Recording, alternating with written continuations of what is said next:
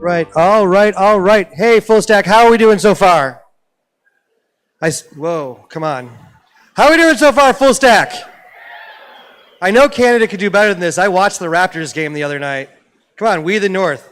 All right, so we started off with quantum computing because I wanted to ease you into things so that it was easily understandable what we were doing here today. During my talk, I talked a little bit about the importance of diversity and inclusion, making things on a worldwide level. Our next speaker would like to address that, talking about equity and how data works to build a global, a planetary size set of data so that we can understand and make things better for people all around. Please welcome to the stage the CTO of Infinidat, Brian Carmody.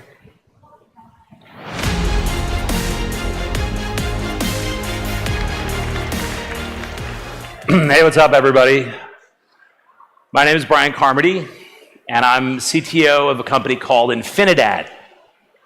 And so in this presentation, we're going to talk about some novel techniques for building digital storage systems that are faster, cheaper, and way bigger than what's commonly available. So I'm going to start by just giving a little bit of background on myself so you can assess my credibility. So I've been working in tech for 18 years. And for the past 15 of those, I've been focused on the software that's all the way at the bottom of the tech stack that stores and organizes the bits and the bytes. My company, Infinidat, focuses on storage systems for organizations that have complex data requirements. And complexity, for example, arises from the use cases themselves. Our technology sits behind, for example, a couple of the root name servers that power the global DNS. They're also really popular for core banking applications and for credit card transaction processing networks. So these are use cases that have true 100% availability requirements for the services. And they have mean time between failure requirements that are measured in decades. But I think a more interesting source of complexity, and what I want to focus on in this presentation, is the scale itself. So our average deployment is 7 petabytes of capacity. That's our average. Our largest customers have over 100 petabyte deployments. And our global footprint together is 4.6 exabytes, 4.6 billion gigabytes. So all in, it's many hundreds of thousands of disk drives and flash modules. It's many petabytes with a P of RAM cache. It's spread across thousands of racks in hundreds of data centers. And we have to get it to all work together. This is key for getting this presentation. These systems are autonomous, but they're part of a collective intelligence that works together, that learns, evolves, and gets smarter over time. So I'm going to talk about how to do that. But first, I want to start with the ever-important question of why you would do that. And to get into that, I want to stop talking about data for a second and storage. I want to talk about water. So you guys probably know we're coming off of a very serious water crisis in South Africa. The past 4 years have been brutal. At its worst, in 2017, we had 1 billion cubic liter per year water deficit. Climate scientists are calling it a once-in-a-century drought. There's 60 million citizens that are at risk in total. And right now in Cape Town, there is a 50 liter per household per day ration of water. And to put that in context, in New York City where I live, the average water consumption per household is over 1,000 liters per day. So this is very, very serious business. Now, conventional wisdom says the way that you solve a water crisis is you make more water. And the state of the art for doing that is reverse osmosis filtration. But there's a problem with this. Separating sodium chloride and water takes an enormous energy input. So that means every time you build a desalination plant, you have to build one of these. You have to build a power plant. Power plants are expensive to build, they're expensive to run, and they emit greenhouse gases, which contributes to climate change, which is part of the reason why we have a water crisis in the first place. So we need unconventional ideas. We need things that are cheaper and more scalable. And the solution is to look at agriculture. 60% of the freshwater supply in South Africa is used for agriculture. And so the big idea was that if we could make agriculture a little more efficient, we could solve the water crisis. And the way we did that is by working with a company called Senvez. They are an amazing company. They are a 100-year-old farming technology cooperative in South Africa. They're almost as old as IBM. But instead of making mainframes for banks, they make tools for farmers. We worked together and we built a precision agriculture solution. Precision agriculture puts big arrays of IoT sensors out in the fields that precisely measure soil conditions. It sends that telemetry back to a data processing system that then sends control signals to the irrigation and precisely applies water and fertilizer exactly where it's needed. And the results are amazing. Today, we're achieving a 20% reduction in water consumption with no impact to crop yields. The next generation of the solution, which uses drones with forward-looking infrared and computer vision, we're going to get that up to 40%. Now, let's move off of the why and talk a little bit about the how. In order to build storage for solutions like this, we have to build things that are 10 times bigger, vessels that are 10 times bigger, with latencies that are 10 times lower than what's commercially broadly available today. But big and fast is not enough. We have to make it cheap. The GDP per capita in South Africa is less than $10,000 a year. It's a quarter of the OECD average. And in Delhi, where climate scientists are saying the next water crisis is popping up, the per capita GDP is less than $2,000. And this is the key point that PJ was kind of talking about. As makers, as technologists, we have a choice. Our technology, the things we build, can be inclusive and can reduce inequality, or it can perpetuate inequality.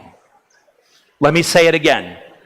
Each and every one of us has a moral obligation to make our technologies cheaper, to increase access and to increase equity, and to decrease inequality in our beautiful world. So let's talk about how we do this, and this is where the tech comes in. Traditional storage systems are built out of intelligent hardware with relatively dumb software. And it's not that different from the way your laptop works. If you want to save money, you use hard drives. If you want to be fast, you use flash, which is 10 times the cost. If you want to be really fast, you use storage class memory, which is 50 times the cost. But the problem is, I'm sure you can see, if we're trying to contain costs, hardware-based solutions do not scale up to petabytes and exabytes. It's brutal enough when you're configuring and trying to buy a MacBook Pro, and the storage is half the cost of the system. So here's how we do it. Instead of making systems that use dumb software with kind of sexy hardware, we build systems that have dumb, cheap hardware and smart software. And the way we make storage systems smart is we give them a brain. Or more specifically, we give them a memory. Each one of our systems maintains a memory of every I/O that it's ever seen. And we store this history in a special data structure called an MVL trie. a multi-value leaf trie. It's one of our core patents, but if you've ever created a radix tree, perhaps to store a dictionary or to do a read-ahead on a mobile keyboard, you're like halfway toward an MVL trie. And the trie serves two purposes in our system. The first is it's a very high-speed index. Speed is very important. A busy system is managing trillions of objects. It's doing potentially millions of transactions per second. Every read is a search in the trie. Every write is an insert. So big O complexity is ridiculously important when you're trying to scale up to petabyte and exabyte scale. And tries are unicorn data structures. They're O of 1 for both inserts and searches. So as you scale from the first byte of data that's written into the system up to exabyte scale, the lookup times, the performance of your core metadata structure stays absolutely flat. This was the first big breakthrough where we started to realize that such types of storage systems were theoretically possible. Now, the thing about having a history and having a memory is if you have a memory, you can make predictions about the future. And the way we do that is we put, very simply, a transparent cache that sits in front of disk. So each one of our racks, we use a 4K slot size, so each one of our racks that's fully loaded has approximately 52 billion slots in cache. So what that means is that any moment in time, we can make 52 billion predictions about the future, about a piece of data that's likely to be accessed in the near future. And we can make sure that that's on silicon, that it's in RAM, or at worst, that it's on flash. So what we do is we organize the IOs into intermediate data structures that we call activity vectors. It's an ordered set of IOs that goes back through the history of everything the system's ever seen, but critically it points into the future. And it makes predictions about data sections that are likely to be accessed in the near future based on correlations over space and over time. And this subsystem we call neural cache, and it's running on every single one of our racks. What this allows us to do is it allows us to build storage systems that look like icebergs. Above the waterline, which is all the compute tier sees, is this relatively small disk and RAM cache. But what it doesn't see below the waterline are petabytes upon petabytes of cheap, low-cost spinning disk drives. This allows us to build systems that perform like petabyte-scale RAM caches at the cost of spinning magnetic disk. Pretty simple idea. The math is very interesting. The simple idea. Let me show you what the results look like. This is a read cache hit ratio chart for a system that's running a very complex e-commerce workload for a publicly traded US-based e-commerce company, retailer. It's a very busy workload. It's a petabyte and a half data set. It's running their production website databases, their retail analytics. It's a very, very busy box, high entropy. And you can see the green is what's being served out of RAM. The blue are the misses out of flash. You sum them up. We're serving virtually the entire workload out of cache. And look at the dates. This is Black Friday weekend, the busiest shopping day of the year. When you walk into their data center and you can feel the heat coming out of the plant for how busy the website is. And we are serving a petabyte and a half data set out of a RAM cache that is 1,000th the size of the backing store. This is how good we have gotten at the mathematics of predicting future IOs. One last example, this is a financial services company. They had a bunch of all-flash arrays, ridiculously expensive, hardware-based nonsense, and they were getting non-deterministic latencies. They moved their stuff over to us, and in the first run, they had excellent performance. But when they ran their core payroll processing workload the next time, we got a call. And they said, there's something we don't understand. The job ran 20% faster, even though we had incremental growth of our business since then. What the heck is happening? Is the system like learning our workload and adapting? And we said, did you not pay attention to any of the sales presentations? That's exactly what it's doing. It's called neural cache. Anyway, we think that this model of dumb, cheap hardware, and by the way, I'm not kidding about dumb hardware. This is literally what's inside the rack. 3 batteries, 3 Linux boxes, 8 JBODs, and this thing will smack around any commercially available storage system that's built out of fancy storage class memory and things that cost millions and millions and millions of dollars.